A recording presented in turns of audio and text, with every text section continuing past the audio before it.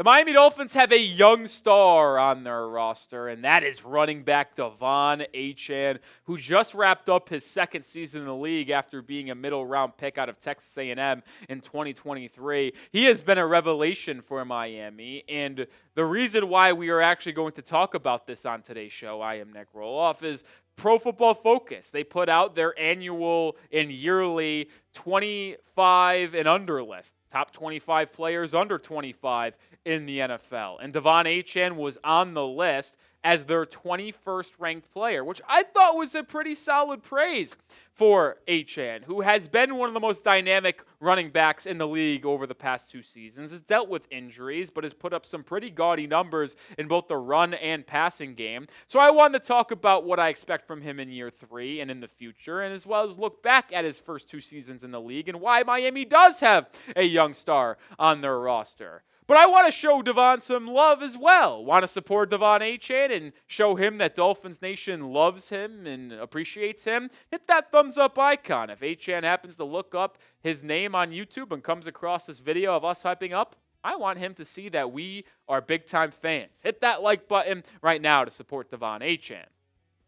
Now, there was actually 3 running backs on that PFF top 25, under 25 list. Achan coming in at number 3, behind Bijan Robinson and Jahmyr Gibbs. I'll be honest here, and maybe this is biased, and maybe I didn't watch enough Bijan Robinson. I think Devon's on the same level as Bijan. I'll give Jahmyr Gibbs. Gibbs is ridiculous. And I got to be honest, I would put Jahmyr Gibbs over Bijan Robinson on my running back list. I think Jahmyr Gibbs is arguably the second best running back in all of football behind Derrick Henry or Christian McCaffrey when very healthy. Yeah, you could debate those 3. But either way, I think it's pretty good recognition. And anytime you're on a list with Bijan and Jahmyr Gibbs, 2 players that were picked in the top 15, by the way, of their respective draft, that's a really good thing for De'Von Achane. So let's see what Pro Football Focus said on De'Von. Saying that Achan's otherworldly efficiency as a rookie, 7.5 yards per carry, was never going to be sustainable, and his league-leading 93.1 PFF rushing grade and 92.1 overall grade set expectations very high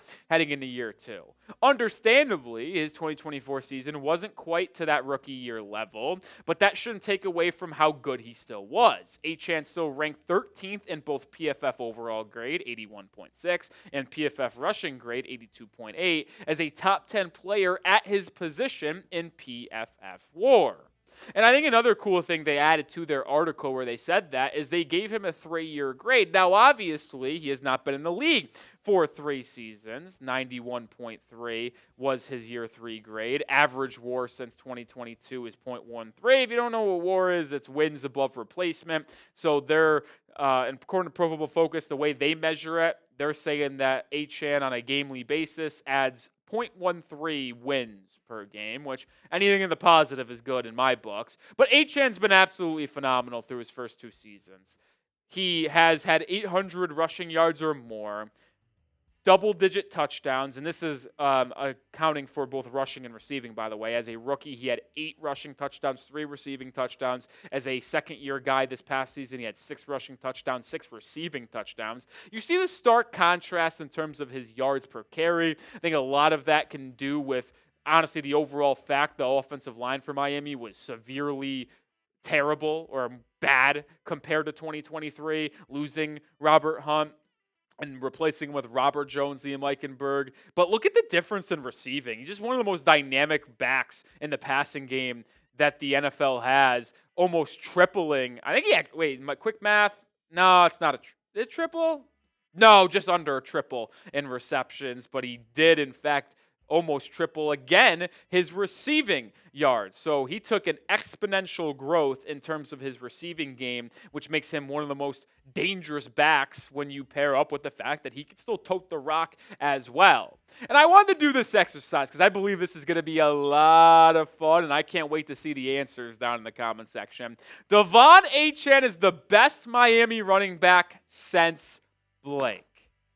There is a lot of different ways this can go, but let me know. I am fascinated to see the answers. I expect to see people say J.J. I expect to see people maybe even take it all the way back to Ronnie Brown and Ricky Williams days. I can't wait to see what people say here about De'Von Achane. But although he had a little bit of a down year in terms of his efficiency running the ball in 2024, I still think the advanced metrics show that he was still really, really good. So, out of running backs that ran the ball 370 or 350 plus times, divide that in half. So, you take whoever ran the ball the most, divide that by 2, and that's the running backs that qualify here. So 27 backs. You see some of these advanced metrics, man. And there's a couple things that stand out to me.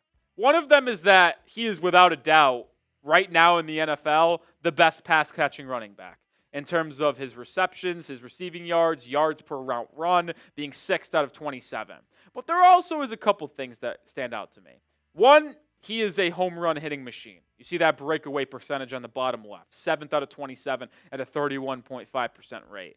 But one thing that's interesting is that he is not a contact or after contact running back. And that shouldn't surprise anyone. He's a little bit of a smaller back that prioritizes speed and elusiveness. But the one thing about the elusiveness is that he actually wasn't that elusive last season, only forcing 32 missed tackles, which is ranked 25th out of 27th qualified running back. In PFF, this is one of their signature stats, their elusive rating, which is very subjective, yes, but it was a 49.6, ranking 21 out of 27. So, yeah, he's dynamic, he's unbelievably quick, but he did not have a really good season in terms of forcing people to miss him when in the open field, which is a little bit surprising when you think of De'Von Achan's type of game, right?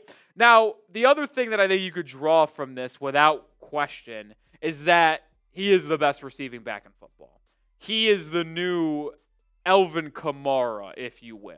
And I think that is just a home run for Miami. Like, I think he's the top receiving back in football. Kamara, when he was at his prime, at his best for the New Orleans Saints, was running for close to, or if not more than 1,000 yards, but also catching 55-plus balls a game and also putting up 600 receiving yards. You see Christian McCaffrey, and when he was doing that in Carolina his first couple years in San Francisco. But I think De'Von Achane has really cemented himself as the top receiving back in football. And maybe it's the way the Dolphins use him. A lot of pitch passes, a lot of quick running back screens, angle screens, but he also is pretty solid at running routes as well. Like, I think that is an underrated part of his game and was really good in terms of his drop percentage. Only had 1 drop, I believe, last season. Just did not drop the football, and he had to make some catches in a crowd.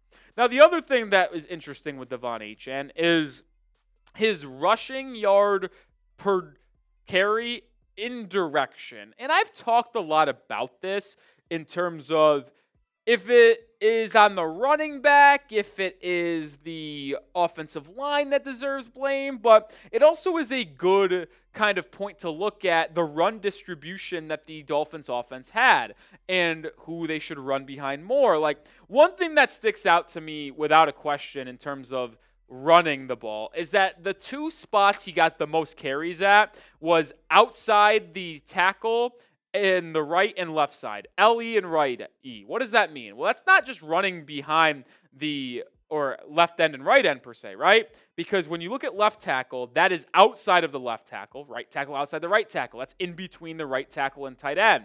Left end and right end is when you get halfback tosses, like all the way outside, end arounds. And that was a issue I had last season with the Finns all year long with their rushing game.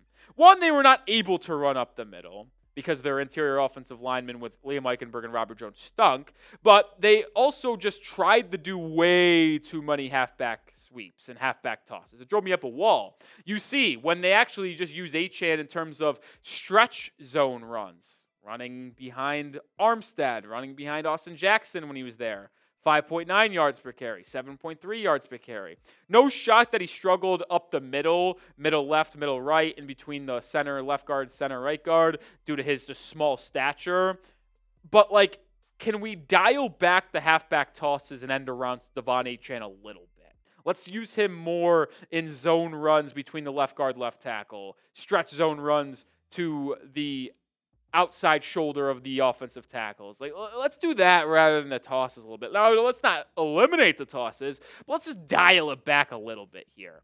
Now, there is also another conclusion that I have about De'Von Achane. And I love De'Von, and I don't want this to be a negative about him. But he is just such a smaller statured back that you cannot trust him to run up the middle. It's the reason why we saw so many halfback dives, or fullback dives, I should say, to Alec Ingold. It's the reason why Jeff Wilson got some tote last year. It's why they went out and signed 5'11", 220-pound Alexander Madison. Reason why they drafted Ollie Gordon, 6'2", 225 out of Oklahoma State, to be that physical back in short yard situations, because De'Von Achane simply can't do it up the middle on a consistent basis. But I'm also not sure he could be a lead back, because he, as a smaller guy, will just get beat up a lot more. De'Von Achane's like a weapon. You have to use him in the right way. And although I love him as a running back, I just don't think it's sustainable for him to get 200 carries consistently, especially if 20 to 50 of them are in between the tackles getting hit by big defensive linemen.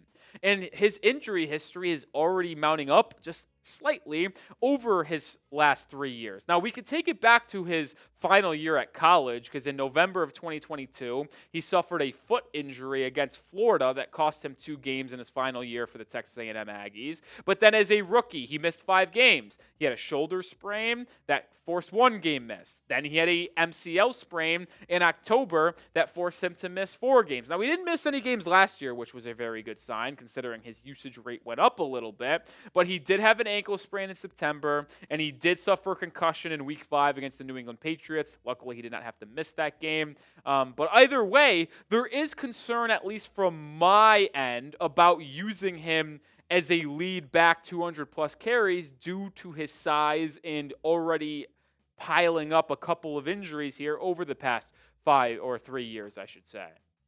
We're going to finish the show here in just 1 second. But if you love the Miami Dolphins, make sure you hit that sub button. We have daily content here, whether it's segments like this, news, rumors, everything in between. And when the season is around in the fall, we live for every game as well. So lock us in right now. I kind of alluded to this too here just a second ago, but if De'Von Achane wants to have the most success in Miami and have the most long, sustained career where he's not just unbelievably injured nonstop, I think you have to use him more as a weapon. Like, and that's not me saying that he should get his carries reduced like a lot, but he had 200-plus carries last season. Let's dial that back down to 150. Like, seriously.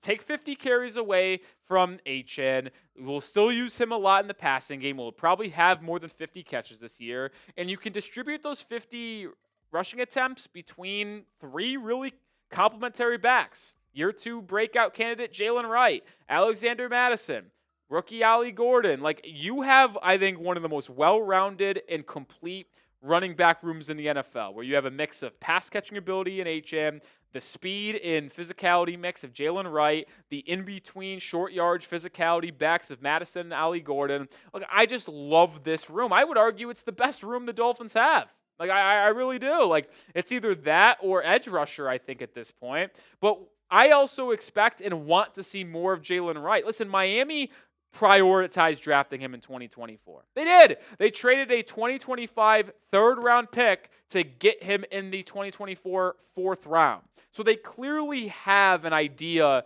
and a long-term view on Achane and Jalen Wright as a 1-2 combination.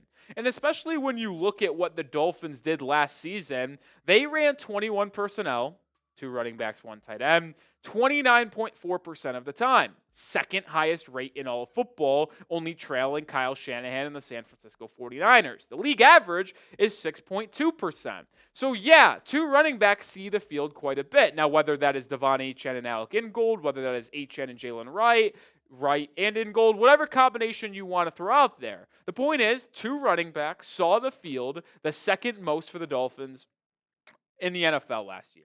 So I think you could see Achane line up at wide receiver, use him more in that light, and use Jalen Wright. But the point is, you can use Achane's versatility in the pass and run game as a decoy.